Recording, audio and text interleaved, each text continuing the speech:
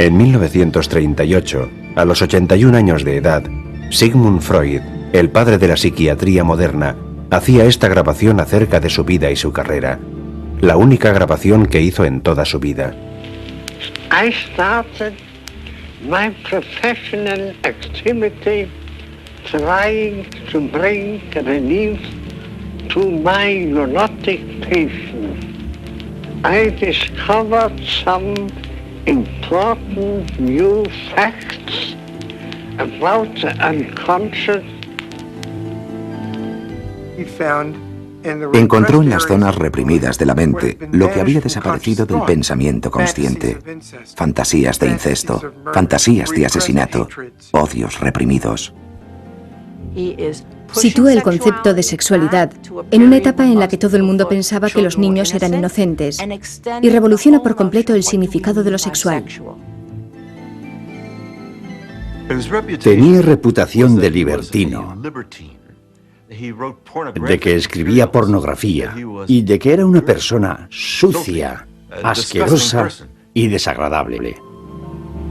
People did not believe in my facts and thought my theories unsavory. In the end, I succeeded, but the struggle is not yet over. Sigmund Freud. Sigmund Freud. Análisis de la mente.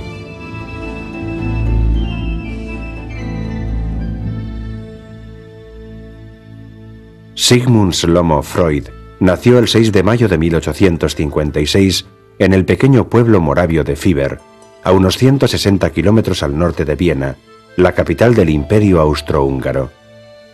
Su padre, Jacob, era un comerciante judío de lana que apenas sacaba lo justo para vivir en un ambiente antijudío hostil y en ocasiones peligroso. Jacob tenía 42 años cuando Sigmund nació, 20 años mayor que su tercera esposa, Amalie. Aquella familia que vivía en una sola habitación con dos hermanastros adultos era un lugar desconcertante para crecer.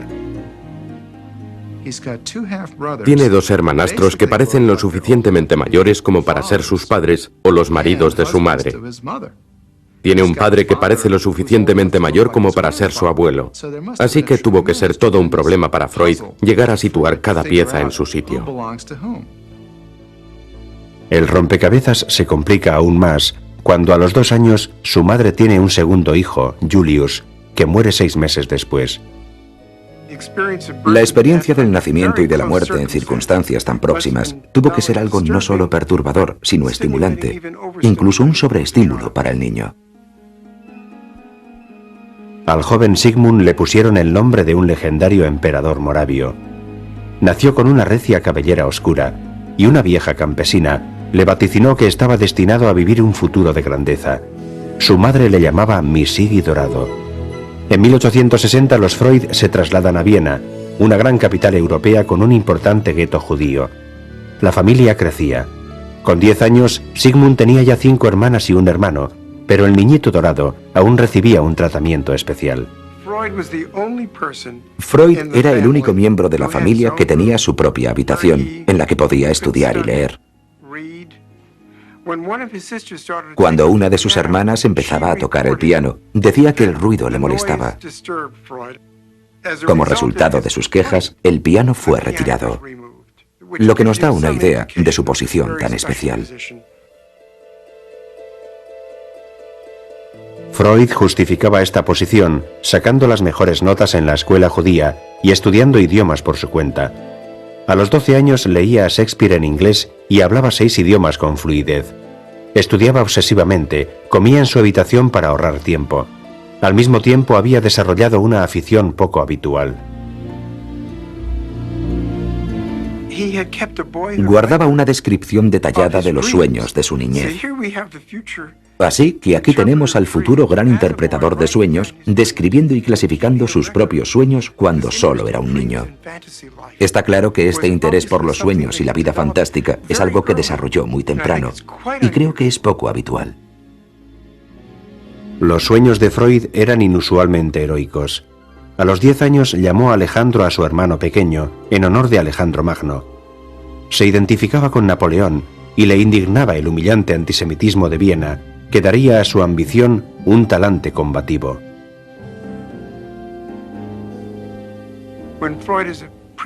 Siendo Freud un adolescente, su padre le explica cómo una vez iba caminando por la calle y alguien se le aproxima y le dice: «Judío, baja de la acera y quítate el sombrero». Y Freud le pregunta a su padre: «¿Y tú qué hiciste?».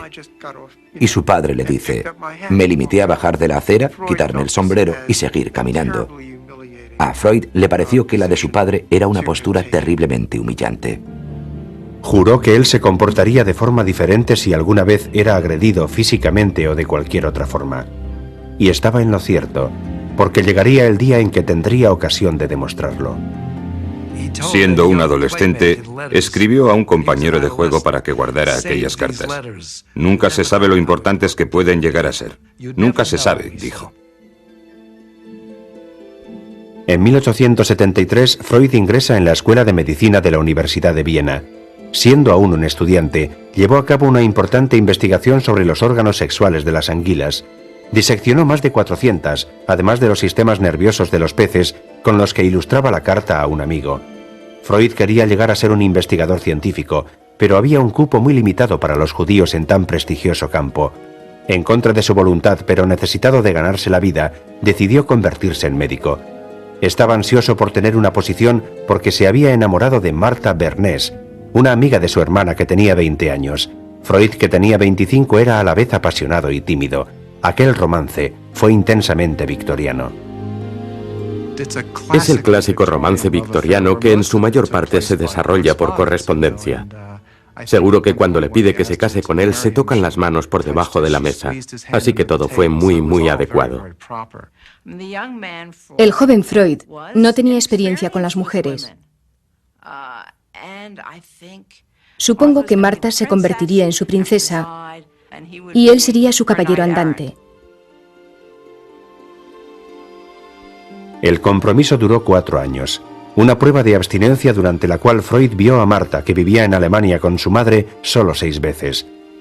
Le escribió más de 900 intensas cartas de amor, dirigiéndose a ella como mi adorada princesa y mi más preciado tesoro. En una carta había un borrón de tinta, un auténtico borrón de tinta freudiano.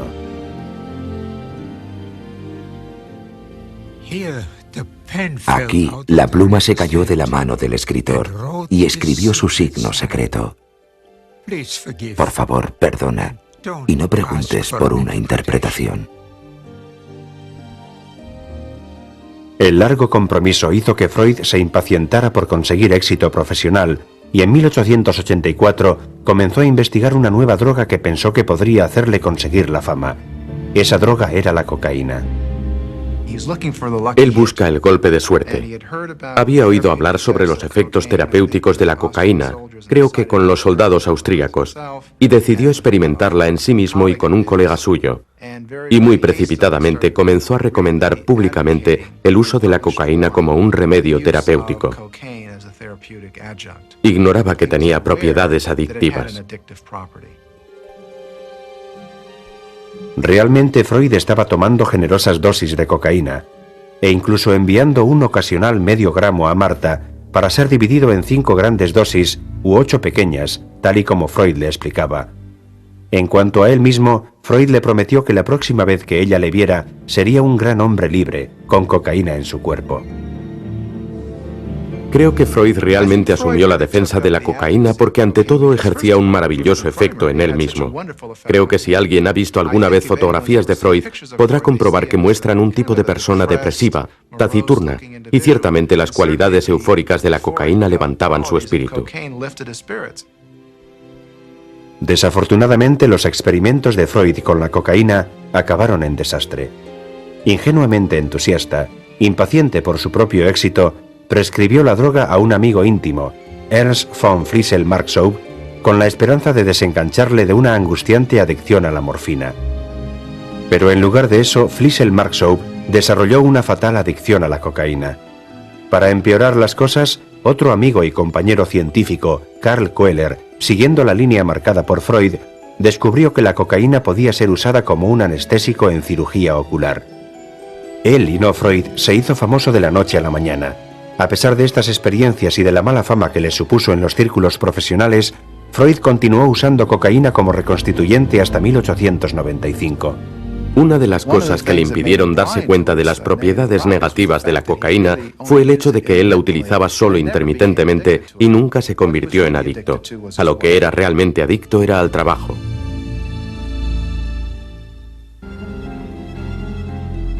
En 1885, Sigmund Freud era un interno desconocido en el Hospital General de Viena. Su especialidad eran las enfermedades nerviosas, un campo que incluía la histeria y otros trastornos excéntricos. Pero Freud eligió en realidad esta especialidad por razones prácticas. Estaba impaciente por casarse y había muy pocos médicos en ese campo. La enfermedad mental era la asignatura pendiente de la medicina del siglo XIX, tanto en lo que se refería al conocimiento como al tratamiento. Antes de Freud, a la gente se le hacía girar en sillas con lo que acababan mareados. Les mojaban con agua fría.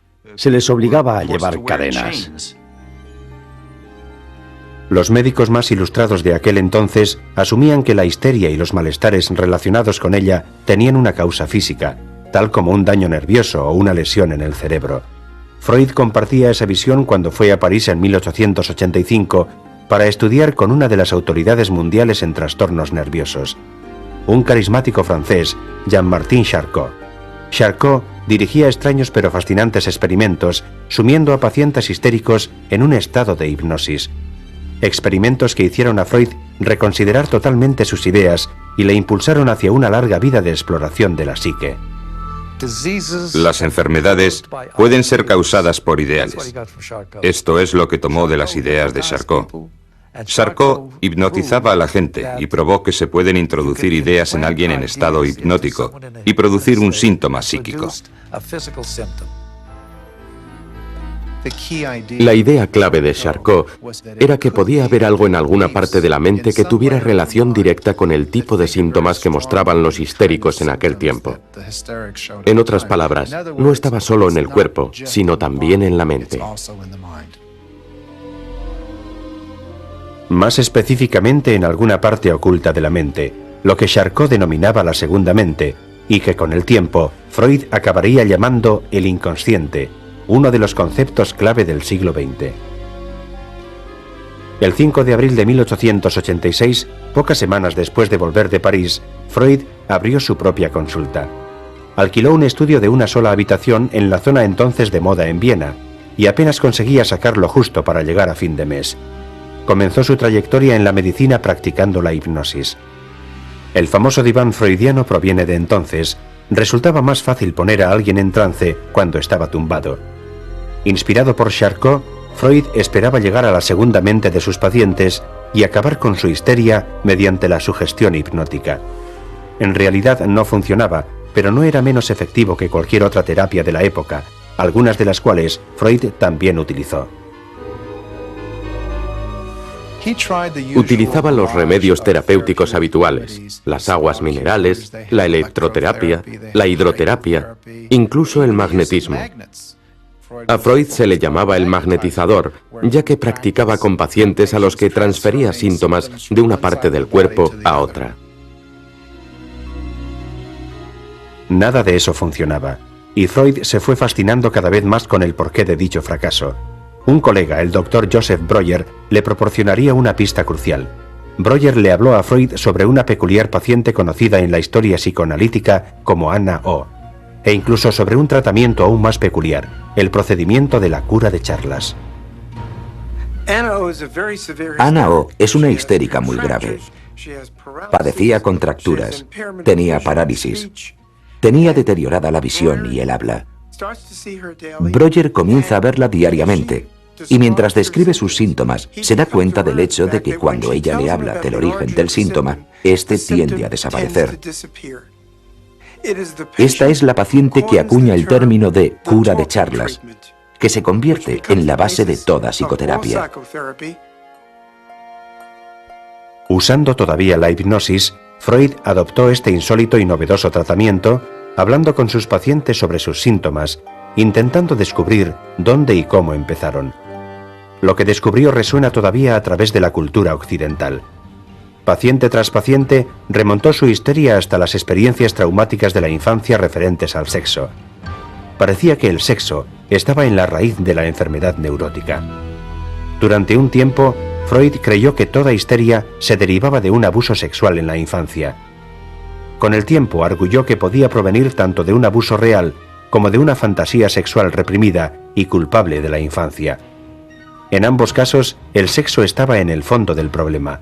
De hecho, el sexo afloraba en todas partes. Incluso en la consulta de Freud, todas sus pacientes femeninas, una tras otra, experimentaban sentimientos románticos hacia su médico. Al finalizar una de estas sesiones, una mujer abrazó a Freud y le dio un beso apasionado. Freud estaba más interesado en el aspecto científico y reflexionó sobre este nuevo enigma. Imagínenselo, rondando los 40, sexualmente inexperto, y de pronto se encuentra con una paciente que le abraza y le da un beso. Pienso que muchos hombres en esas mismas circunstancias pensarían que la paciente les encuentra atractivos, que se ha enamorado de ellos. Pero Freud no. Estaba dirigiendo una sesión clínica que rezumaba sexualidad por todas partes, pero no iba a sucumbir ni a marcharse de allí. Iba a buscar el modo de reconducirlo y de seguir trabajando con la paciente. Con el tiempo, Freud se daría cuenta de que sus pacientes le estaban transfiriendo sentimientos pasionales que tenían hacia sus padres. El concepto de transferencia se convirtió en un instrumento crucial en psicoterapia. Irónicamente, mientras la vida laboral de Freud estaba saturada de cuestiones sexuales, su vida sexual en ese momento iba disminuyendo y amenazaba con volverle neurótico. Se casó con Marta a los 30 años y la pareja tuvo 6 niños en 8 años. Freud no quería más descendencia, pero detestaba el control de natalidad, especialmente el entonces prevalente método de la retirada. Sus numerosos pacientes masculinos le convencieron de que esa era la causa fundamental de la ansiedad neurótica en los hombres. En la década de 1890 afirmó que la única manera de que un hombre no se volviera neurótico era mantener un contacto sexual libre y sin barreras con su cónyuge, lo que significaba la no utilización de condones, del coitus interruptus ni de la masturbación. Es decir, si practicabas alguna de esas cosas, podías terminar siendo un neurótico. Después del nacimiento de Anna en 1895, Freud, el hombre que hizo de la libido una palabra corriente y distinguió al sexo como una fuerza fundamental en la psique humana, renunció al sexo durante varios años. Freud habló mucho sobre la libido, y no creo que en aquel momento pudiera decirse que él tenía una libido baja. Quiero decir que da la sensación de que optó por la abstinencia muy pronto, o que lo sublimó muy bien. Y pienso que tuvo muy en cuenta a la gente para sublimarlo en su trabajo. Era un hombre que estaba apasionadamente implicado en su trabajo. El trabajo era para Freud cada vez más su pasión. El ambicioso chico de oro se dejó atrapar por el encanto científico de una vida dedicada al trabajo. Puso en orden las revolucionarias ideas sobre los sueños, el inconsciente y la sexualidad en una nueva y radical concepción de la mente. Un hombre como yo no puede vivir sin un caballo de batalla, una pasión que le consuma, un talento. Yo he encontrado mi talento, y es el servicio. No conozco límites. Mi talento es la psicología. Sigmund Freud. Hacia 1890, Sigmund Freud había conseguido el suficiente éxito con su peculiar método de asociación libre como para abrir nuevas oficinas en un distrito de moda en Viena. Freud vivió y trabajó ahí durante 47 años. El 23 de octubre de 1896 murió Jacob, el padre de Freud. Desbordado por los sentimientos de dolor y desconcierto, Freud, a la edad de 40 años, decidió autoanalizarse. El análisis del propio Freud, el viaje dentro de su propio inconsciente, constituye un momento legendario, casi mítico, en la historia de la psiquiatría.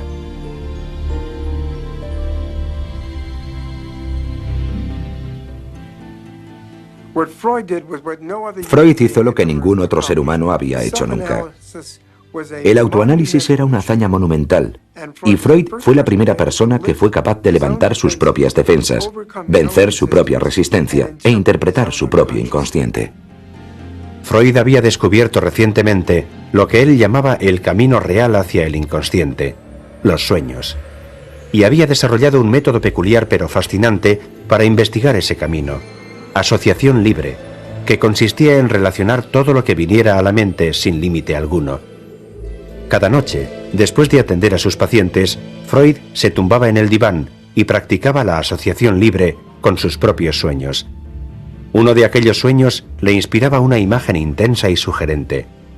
Freud examinándose a sí mismo, tumbado en el diván. Estaba claro que Freud tenía muchas neurosis para examinar. Entre otras cosas, tenía fobia a viajar. Deseaba ir a Roma y en una ocasión llegó a alejarse unos 80 kilómetros de la ciudad, pero se dio la vuelta y volvió a casa. También tenía tendencia a desmayarse en presencia de otros hombres importantes y además sufría una severa adicción al tabaco. Algunos tristes secretos de la vida nos conducen hasta los primeros interrogantes. Ahora estoy experimentando en mí mismo todo lo que he podido observar en mis pacientes. Hay veces en que me siento deprimido porque no he entendido nada de los sueños y de las fantasías del día. Otras veces, un rayo de luz ilumina mis sueños. Al principio, durante un año, el proceso de autoanálisis hizo que empeoraran sus síntomas porque estaba mirando en lo que él llamaba el montón de estiércol, que son todos aquellos sentimientos que le producían vergüenza o ansiedad y que habían acabado en el inconsciente. Fantasías de incesto, fantasías de asesinato, formas inaceptables de rivalidad, odios reprimidos. El hecho de que cuando todavía era un niño deseara la muerte de su hermano o se sintiera atraído por su madre. Afrontar el hecho de que un niño pudiera tener apetitos sexuales por alguno de sus padres era algo demasiado radical para aquel tiempo. Deseo sexual hacia su madre, odio del niño hacia su padre. Sentimientos increíbles, imposibles de reconocer en uno mismo, especialmente en 1896.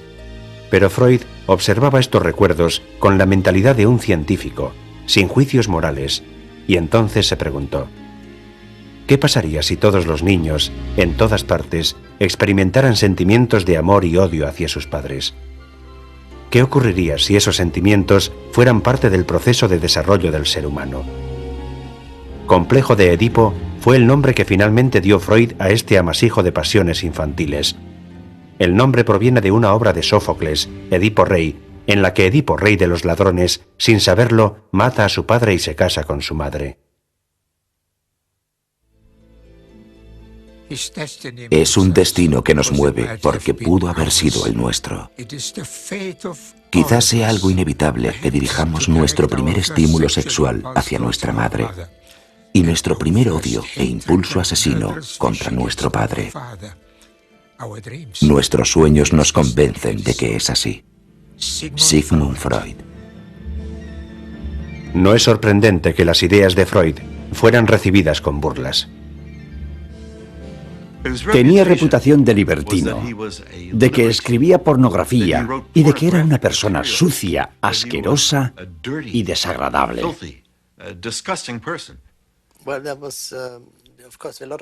Por supuesto, había mucha envidia y resentimiento contra sus teorías.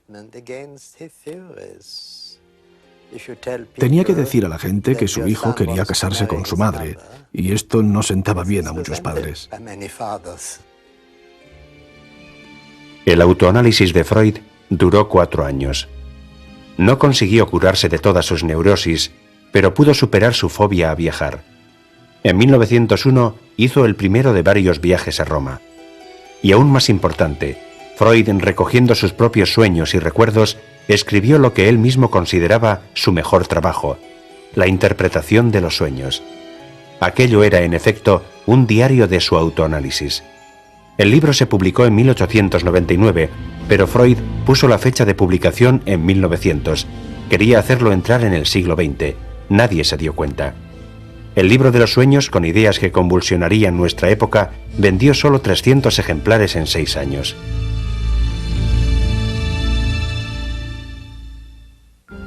Hacia 1900, aquella serie de ideas sorprendentes tomaban forma en lo que sería nada menos que una nueva ciencia, la ciencia del psicoanálisis. El objetivo de Freud era extender el psicoanálisis por el mundo, darle forma de movimiento internacional. Pero su mayor temor era que el antisemitismo pudiera cruzarse en el camino. De hecho, fue tachada de ciencia judía, y ciertamente solo los judíos mostraron algún interés por Freud a principios de siglo. Hacia 1902 había conseguido reunir a un pequeño círculo de seguidores, todos ellos judíos. Empezaron a reunirse todos los miércoles en la sala de espera de Freud, en lo que acabaría por conocerse como la Sociedad de los Miércoles. El tema de su primera reunión tenía mucho que ver con Freud, el sentido de fumar tabaco. En aquel momento Freud fumaba de 20 a 25 cigarros diarios. Otro tema interesante podrían haber sido los garabatos, en concreto los garabatos de Freud. Imágenes inconscientes y signos como estos que le gustaba hacer durante las reuniones de la sociedad. Freud continuó escribiendo durante aquellos años y alcanzó un éxito sorprendente con un libro que ilustraba el inconsciente con ejemplos de la vida cotidiana y que introducía una de sus más famosas ideas, el error freudiano.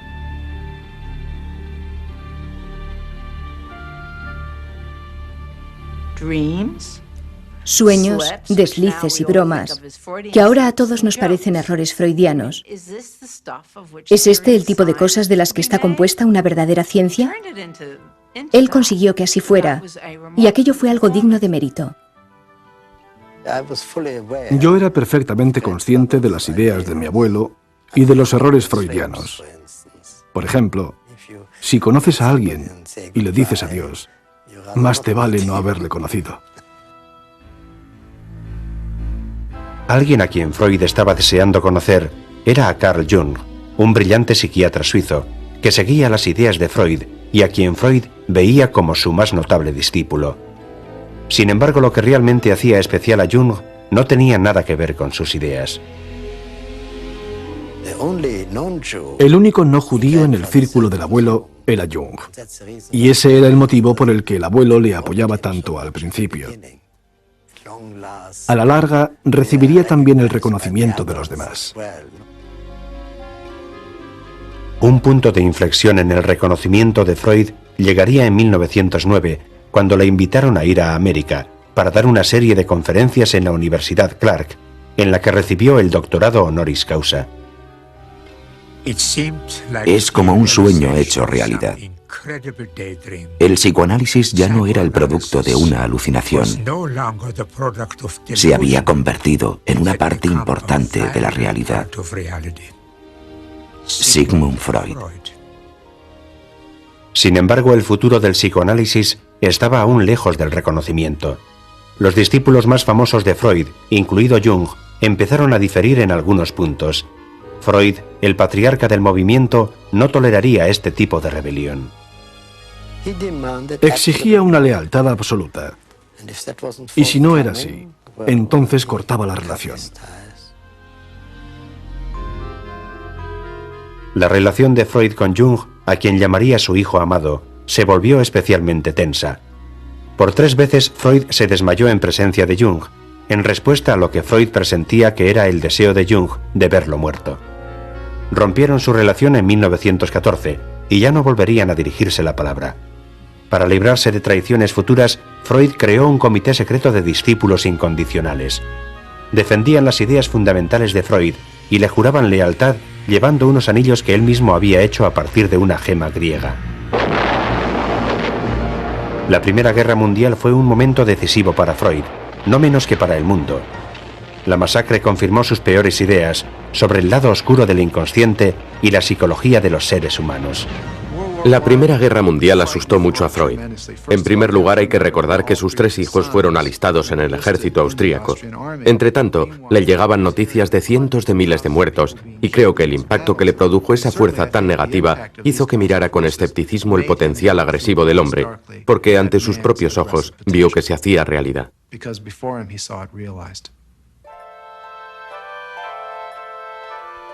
La guerra golpeó duramente a Freud, tanto en el plano personal como en el filosófico. Pasó los inviernos tiritando de frío en su estudio, intentando trabajar. Las cosas le iban tan mal que Freud pidió que le pagaran en patatas por un trabajo escrito. Los malos tiempos continuaron después de la guerra. Sophie, la hija favorita de Freud, murió por desnutrición y neumonía en 1920. 6 semanas después de su muerte, publicó uno de sus más oscuros y controvertidos trabajos, Más allá del principio del placer. En él, Freud argumentaba que hay un instinto en los humanos más allá de la libido, un instinto agresivo, un instinto mortal. Desarrolló su doble teoría de Eros y Tánatos. Tánatos era el impulso agresivo, destructivo, que definió tan propio e instintivo en el ser humano como Eros, que era el impulso amoroso y constructivo. Después de la Primera Guerra Mundial es cuando empieza a formularse el impulso agresivo. El hombre tiene una necesidad primaria de destruirse a sí mismo cuando se le deja libre. En 1923 le sobrevino otro duro golpe cuando desarrolló un tumor cancerígeno en la boca y le tuvieron que quitar una gran parte de la mandíbula. Aquella fue la primera de 33 operaciones en 16 años. Freud tenía que llevar una prótesis tan grande en la mandíbula que acabaron por llamarle el monstruo. Extremadamente doloroso, tenía que quitársela y limpiarla a diario, así que se habilitó una habitación especial en Vargasa 19, Viena, destinada a estos menesteres. El abuelo padecía un cáncer en la boca, algo que influyó mucho en su vida.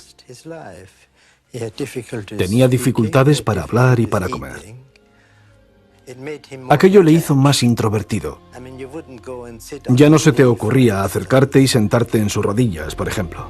A pesar del cáncer, Freud no pudo dejar su adicción al tabaco, un error imperdonable para el terapeuta más famoso del mundo.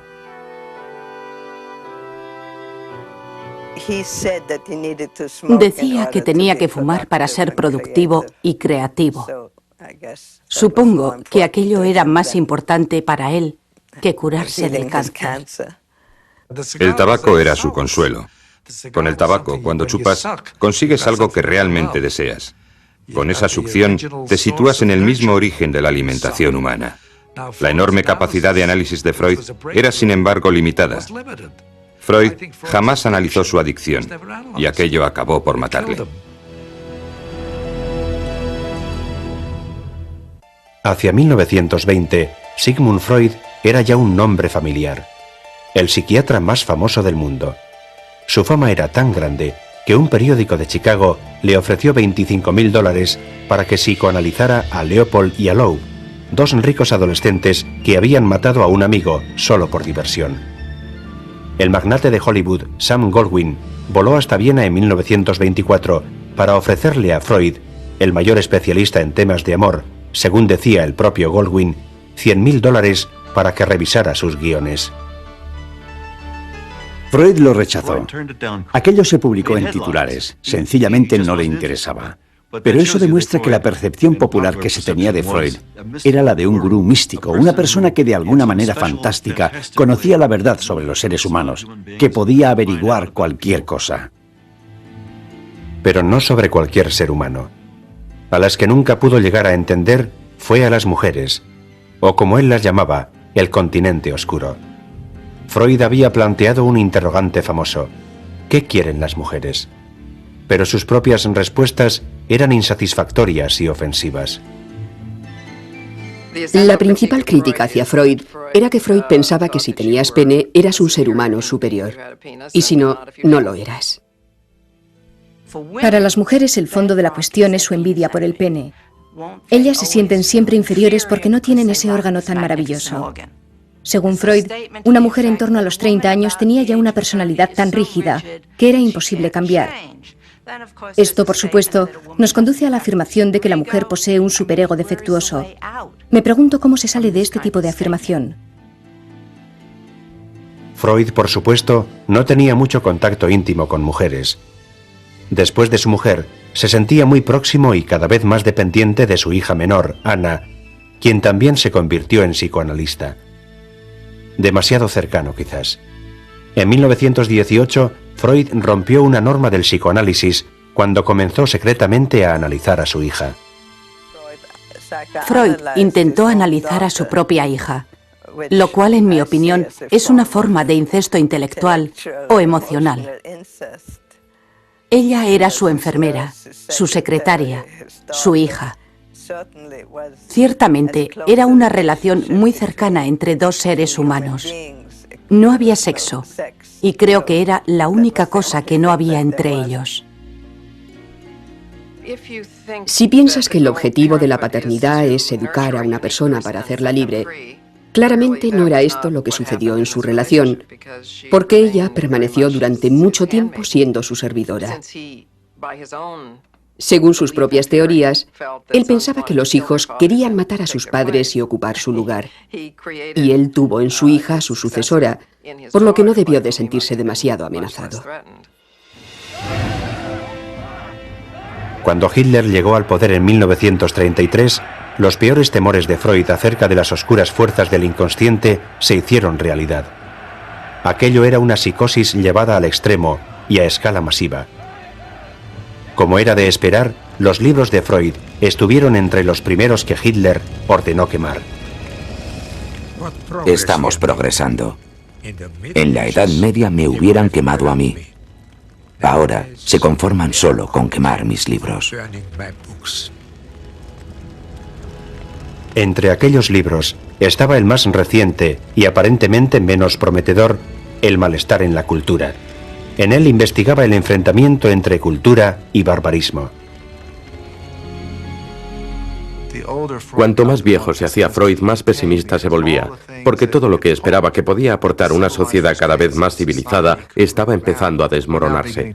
En otras palabras, el animal que es el hombre se había organizado en estos partidos políticos extremistas que estaban amenazando con destruir el mundo. A pesar de esta amenaza, Freud todavía se permitía tomarse unas vacaciones en el campo austríaco. Sus aficiones favoritas eran la lectura, jugar con sus perros y recoger flores. El 14 de septiembre de 1936, los Freud celebraron sus bodas de oro. Con 80 años, Freud era todavía el centro y la cabeza de esta gran familia.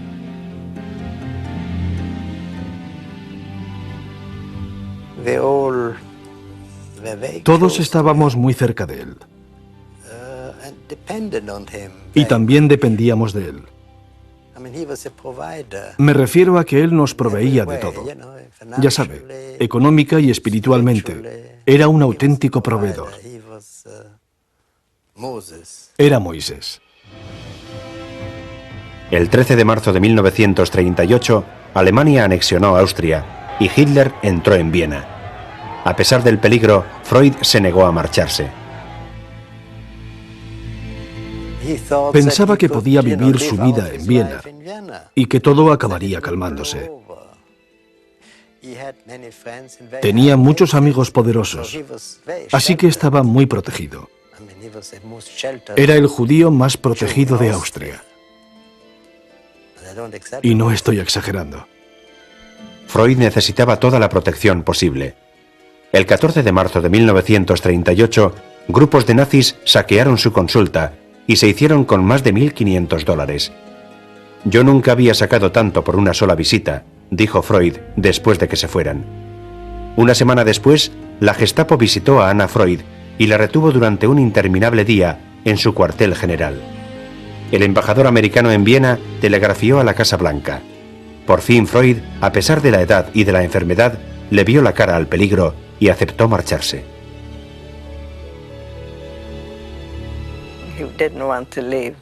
No quería irse, pero afortunadamente acabó por ver la luz y se marchó.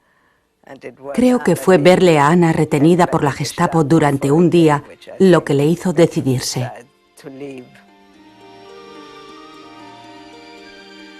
El 5 de junio, Freud, Marta y Anna salieron de Viena hacia París con destino a Londres.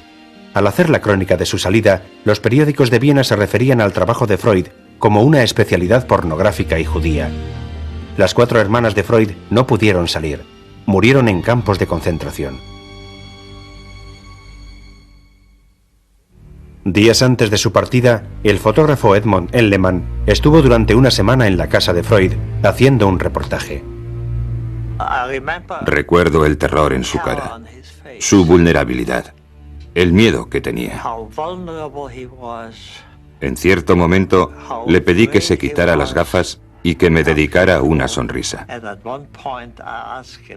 Era una sonrisa apagada. Muy poca gente sonreía en aquellos días. Puesto que estuve allí casi una semana, me acabé convirtiendo en uno más de la familia. Y la señora Freud me enseñaba las fotografías familiares. Ana, especialmente, estaba muy deprimida. Me dijo que había descubierto una nueva mirada en la gente, la mirada de refugiado. En Londres, el propio Freud tenía la mirada de refugiado. Para empeorar las cosas, su cáncer se reprodujo y tuvo que soportar otras 2 operaciones en el invierno de 1938. Para entonces sus ideas sobre los sueños, la sexualidad y el inconsciente habían calado en la sociedad occidental. Aún así, Freud se sentía insatisfecho y descontento. El psicoanálisis era todavía algo controvertido, rechazado por muchos como una verdadera ciencia. Él se sentía el fundador de la gran ciencia del psicoanálisis, pero también sentía cierta amargura por tener que seguir peleándose a su edad para que se aceptaran sus ideas.